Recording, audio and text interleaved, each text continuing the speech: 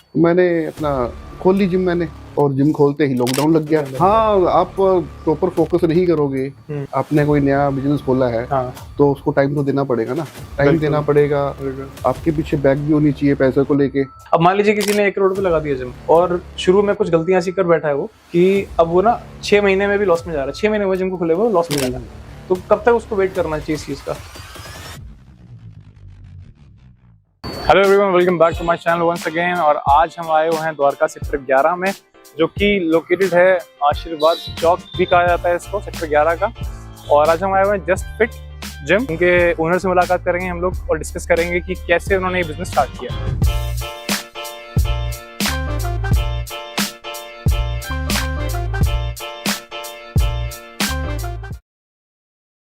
Welcome mister Manish हमारे channel पे।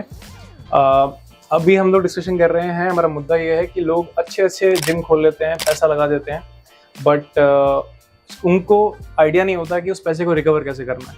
मतलब उनको बैकग्राउंड उनका कुछ होता नहीं इस इंडस्ट्री का, बट किसी की सलाह के आधार पे वो जिम खोल देते हैं और उनको कुछ समय बाद रियलाइज होता है कि वो इस प्रॉब्लम में फंस चुके हैं। तो हमने ये जिम इसलिए चूज किया है कि ये वन ऑफ द एग्जाम्पल है उन जिम्स का जो कि प्रॉफिटेबली चल रहा है, जिन्होंने सही टाइम पे जिम खोला, अपनी इन्वेस्टमेंट लगाई और उसको अच्छे से रिकवर भी कर रहे हैं वो। तो मनीष जी, थोड़ा अपने बारे में बताएंगे प्लीज, आप कैसे आपने इस इंडस्ट्री में आए और ये जिम स्टार्ट किया? यार, मेरा बैकग्राउंड ये जिम इंडस्ट्री का नहीं था। बस वो 15-20 साल से मैं मुझे शौक है जिम का। मेरा जो बैकग्राउंड है फाइनेंस का है, फाइनेंस में बिल्डरों को फंडिंग करवाना, ये सब चीज़ों का है काम मेरा। और मैंने साथ में इमिग्रेशन का भी काम शुरू किया है। तो एक्चुअली हम जैसे यार दोस्त बैठे होते हैं, तो एक दोस्त आया, उसने मेरे को सलाह दी। रोहित राजपूत नाम है उसका। हाँ, तो उसने मेरे को सलाह दी, यार अपना आप जिम खोल सकते हो, आपकी लोकेशन अच्छी है, अगर आपके पास अपॉर्चुनिटी है, ये कर सकते हो तो आप कर लो। तो मैंने फिर अपना लोकेशन सर्च करी, मैंने बात करी तो मेरे को लोकेशन मिल गई। मैंने अपना खोल ली जिम मैंने, और जिम खोलते ही लॉकडाउन लग गया। कौन सी ईयर में खोली थी आपने जिम? मैंने जिम खोल ली थी 2021 में, अप्रैल में लॉकडाउन लगा था। अप्रैल में सेकंड लॉकडाउन अप्रैल में लगा था। मैंने 10 अप्रैल को जिम खोली और 15 अप्रैल को लॉकडाउन लग गया। तो लॉकडाउन का मेरे को ज्यादा फर्क पड़ा नहीं।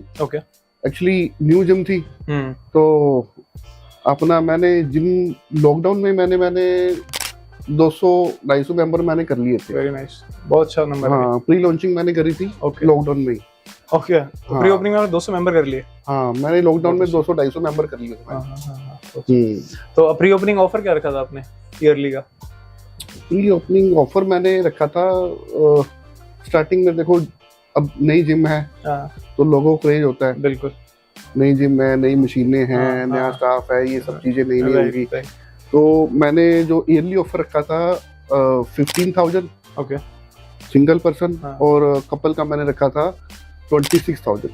तो आपने लॉकडाउन का खास फर्क पड़ा नहीं वैसे आपको? नहीं, इतना फर्क पड़ा नहीं मेरे को।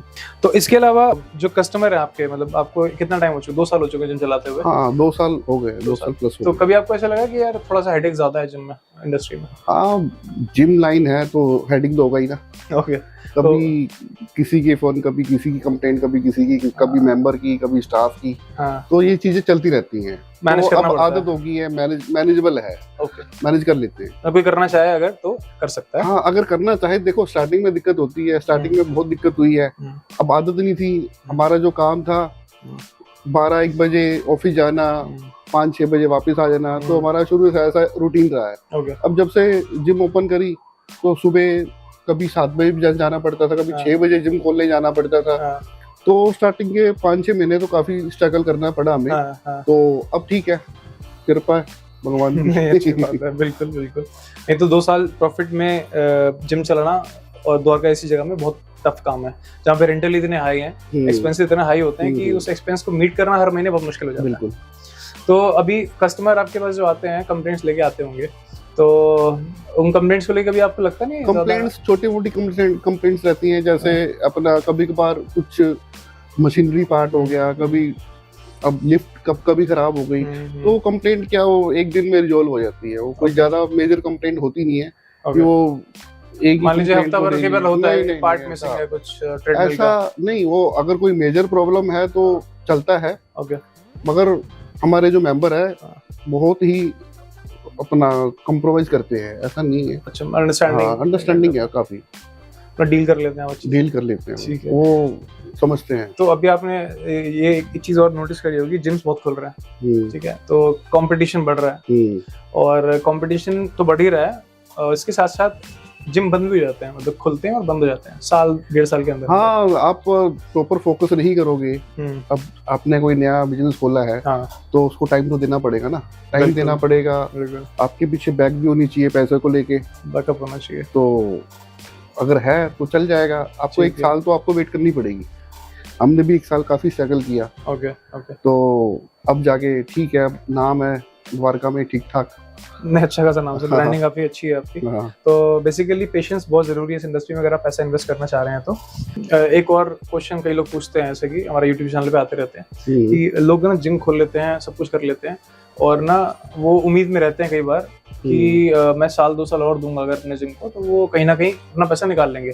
अब मान लीजिए किसी ने 1 करोड़ पे लगा दिया जिम और शुरू में कुछ गलतियां ऐसी कर बैठा है वो कि अब वो ना 6 महीने में भी लॉस में जा रहा है, 6 महीने हुए जिम को खुले हुए लॉस में जा रहा है, तो कब तक उसको वेट करना चाहिए इस चीज का कि समझ जाए वो कि मुझे यार 6 महीने हो गए अब भी लॉस में जा रहा है, तो आई थिंक उसको जिम बंद कर देनी चाहिए। अच्छा, उसमें 3-4 कारण है जिम ना चलने के। जब हम जिम खोलते हैं तो प्री लॉन्चिंग में हम 2-3 महीने में 30 से 40% कवर कर लेते हैं। ओके, तो अगर आप 6 महीने के बाद भी आप लॉस में जा रहे हो तो उसमें सबसे बड़ी गलती है आपकी लोकेशन की, ठीक है, हो सकती है मैनेजमेंट की, हाँ बिल्कुल, आपकी मैनेजमेंट की, आपकी सेल्स टीम की, ये सब चीजें आपको मैनेज करनी पड़ेगी। अगर आपकी सेल्स टीम लोकेशन ठीक नहीं है, मैनेजमेंट ठीक नहीं है, तो आप 6 महीने के आप साल भी वेट कर लो, आप 2 साल भी वेट कर लो, जिम आपकी चल नहीं पाएगी।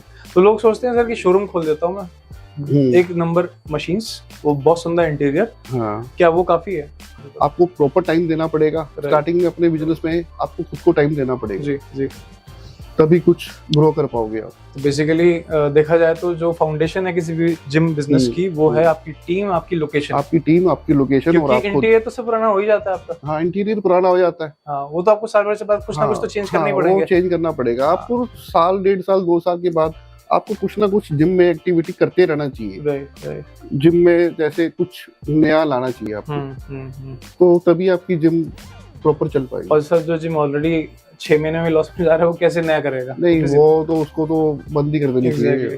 तो साल भर का टाइम हमारे हिसाब से, इस पे मैंने एक वीडियो बनाई है, इसमें मैंने यही टाइमलाइन मेंशन किया है कि हद से हद साल बहुत होता है ये डिसाइड करने के लिए कि आपको आगे बढ़ना चाहिए कि नहीं बढ़ना चाहिए, क्योंकि इमोशनल अटैचमेंट रखने का कोई फायदा नहीं है इस चीज से। आपने पैसा लगाया है, अपना समय भी दे रहे हो, एनर्जी भी दे रहे हो आप, हाँ, वो लॉस कर रहे हो अपना, बिल्कुल। कहीं और लगाओगे तो क्या पता आप कुछ और रिकवर कर लो आप, ठीक है। अच्छा, इसके अलावा सर एक चीज और है, मान लीजिए आप बढ़िया तरीके से चला रहे हो जिम अपना और अभी प्रॉफिटेबल ही रहा है आपका, जैसा आपने बताया अभी 2 साल होने को आए हैं, आपके हो चुके हैं, जिम को ओपन हुआ है, प्रॉफिट में ही रखा है आपने अपने जिम को। इसमें और जो चीजें हैं, सबसे इम्पोर्टेंट जो एस्पेक्ट होता है कि आपका विजन क्या है इस इंडस्ट्री को लेके, क्या लगता है, मतलब आपने क्या सोचा हुआ है इस इंडस्ट्री को लेके अपने लिए? यार, इस इंडस्ट्री में मुझे ग्रो करना है। मैंने ये सोचा है 2025 तक मुझे इसकी 2 ब्रांचेस और खोलनी है, गुड़गांव और दिल्ली एनसीआर में कहीं भी, नोएडा, फरीदाबाद, गाजियाबाद, जहाँ भी हो। हाँ, तो क्योंकि ये इंडस्ट्री काफी ग्रो कर रही है और आगे भी फ्यूचर में ग्रो करेगी, और आज के टाइम पे हर किसी को फिटनेस फ्रीक होना अच्छा लगता है। राइट। तो अब और वैसे भी हर किसी इंसान को अपने लिए 1.5 से 2 घंटे निकालना जरूरी है, अपने आप को फिट रखने के लिए, फिटनेस के लिए, आगे फ्यूचर के लिए भी। तो ये इंडस्ट्री इसलिए ग्रो करेगी और मुझे भी इस इंडस्ट्री में ग्रो करना है। ओके, ठीक है। तो आजकल वैसे देखा हुआ आपने, लोग अनफिट कितने ज्यादा, मतलब 20-25 साल के लड़के ही अनफिट होते हैं, मेल फीमेल कोई भी हो जाए। आजकल वो तो ये फूड चल रहे हैं, हाँ, वो अलग ग्रो कर रहा है, फूड इंडस्ट्री ज्यादा ग्रो कर रही है, वो अलग ग्रो कर रही है, और हमें अपना इसलिए ये भी ग्रो कर रही है, हमें फिट रखना है लोगों को, हमारा ये एम है। मनीष जी, इसके अलावा कोई भी कस्टमर अगर जिम चेंज करता है तो क्यों करता है के हिसाब से? फिर जिम चेंज करता है, अब हमारे पास ऐसे लोग हैं जो 1-1 साल बाद 6-6 महीने बाद आए हैं। कईयों को क्या होता है कि जिम नहीं खुली है, चलो यार वो जिम देख के आते हैं, 6 महीने की मेंबरशिप ले लेते हैं, 1 साल की मेंबरशिप ले लेते हैं। तो जो हम सर्विस दे सकते हैं पूरी द्वारका में, चैलेंज है मेरा सबको कि पूरी द्वारका में जो हम सर्विस दे सकते हैं द्वारका में कोई नहीं दे सकता। हमारे यहाँ पर Monday to Saturday daily classes होती हैं। अच्छा, Monday to Saturday daily, morning and evening. Okay. Bhangra, aerobics, yoga, judo, karate, boxing, ये सब चीजें हमारे डेली होती हैं। Daily, okay. तो द्वारका में कहीं नहीं होती मंडे टू सैटरडे क्लासेस, और सिर्फ एक हमारी जिम है जस्ट फिट जहाँ हम डेली क्लासेस दे रहे हैं। ओके, काफी अच्छी यूएसपी, क्योंकि ये हाँ। ऑफ सीजन भी चल रहा है और लोग भी नहीं आते हैं, एक ये भी एक रीजन होता है। और सैटरडे को लोग कम आते हैं तो इसलिए भी लोग जिम्स जो हैं वो नहीं कराते हैं। अच्छी बात। सुबह भी क्लासेस होती हैं आपकी? सुबह, morning and evening daily classes होती है, सुबह मंडे टू सैटरडे। ये बहुत बड़ी बात है, हाँ। क्योंकि बहुत बड़ा यूएसपी अगर हम बात करें तो इनके जिम का जो यूनिक सेलिंग पॉइंट है वो ये है कि ग्रुप क्लासेस की कोई मतलब लिमिट नहीं है। Basically Monday to Saturday classes होती हैं इनकी, जिसमें आपका bhangra, yoga, HIIT, functional training, aerobics सब कवर है, जुम्बा भी होगा, राइट? तो आप गूगल रैंकिंग देखेंगे आप हमारी द्वारका में, मैं द्वारका की बात नहीं कर रहा, द्वारका के आसपास जो भी है जितने भी हैं, रजौरी गार्डन हो गया, जनकपुरी हो गया, गुड़गांव हो गया, तो इतनी रैंकिंग कहीं नहीं है। 4.8 है, सबसे ऊपर चल रही है। बहुत अच्छा होता है 4.8। हाँ, तो हम सर्विस दे रहे हैं तो ही ऊपर चल रही है। बिल्कुल बिल्कुल। तो किसी कस्टमर को मतलब अगर मुझे क्लाइंट को अगर रेटिंग रखना है तो मुझे क्या क्या चीजों पे ध्यान रखना चाहिए आपके हिसाब से? किन किन चीजों पे ध्यान देना चाहिए यार? जो कि वो ना छोड़ के जाए मेरे पास, हाँ। ज्यादा समय तक मेरे साथ रहे वो। यार हमारे यहाँ जिम ना, हम अपना मेंबर को मेंबर नहीं समझते, हम एक फैमिली समझते हैं। Very nice. तो इसलिए वो हमें छोड़ के जाता नहीं है। अगर वो जाएगा भी तो 6 महीने बाद, साल बाद वो हमारे पास, हमें इतना है कि आएगा ही आएगा। बहुत अच्छा। हम किसी को मेंबर नहीं समझते हैं। हमारी सारी फैमिली, एक छोटी सी फैमिली है, तो हम सबको अपनी फैमिली समझते हैं। तो अपनी फैमिली की तरह मेंबर को प्यार देते हैं, तो इसलिए वो रिलेशन टाइप का बन जाता है। रिलेशन टाइप का बन जाता है, तो नहीं छोड़ के जाना नहीं चाहता। तो आपकी सर्विसेज के मामले में आपके ट्रेनर्स वगैरह कितने हैं? आपके फ्लोर पे कितने रहते हैं? ट्रेनर यार एक टाइम पे, हमारे पीक टाइम पे ट्रेनर रहते हैं सुबह 5 और शाम को 6। Okay, Monday to Sunday. Monday to Sunday काफी रहते हैं। और सबसे प्लस पॉइंट ये है हमारा पूरा महीना जिम खुलती है, कोई ऑफर नहीं होता इसमें, मेंटेनेंस डे नहीं होता, कुछ नहीं होता। थोड़ी संडे को चेंज, हाँ टाइमिंग चेंज नहीं, टाइमिंग सेम रहती है 5 to 11, संडे को भी। संडे को भी। अच्छा मनीष जी, अगर कोई आपकी फ्रेंचाइजी लेना चाहे, अगर पैसा है उसके पास और वो ज्यादा परेशान नहीं होना चाहता, एक्सपेरिमेंट नहीं करना चाहता अपने पैसे के साथ, तो अगर आपका नाम यूज करना चाहे तो फ्रेंचाइजी के नाम पे आप क्या सपोर्ट दोगे उनको? हाँ, उसमें हम सपोर्ट कर सकते हैं, फ्रेंचाइजी दे सकते हैं, सपोर्ट कर सकते हैं। सपोर्ट इस तरह से कर सकते हैं, उसके हम अच्छी ब्रांडिंग कर सकते हैं, ओके, मार्केटिंग कर सकते हैं, ठीक है, लोकेशन बता सकते हैं उनको हम, ठीक है, स्टाफ हायर करके दे सकते हैं, ठीक है, ये सब उनकी हेल्प कर सकते हैं।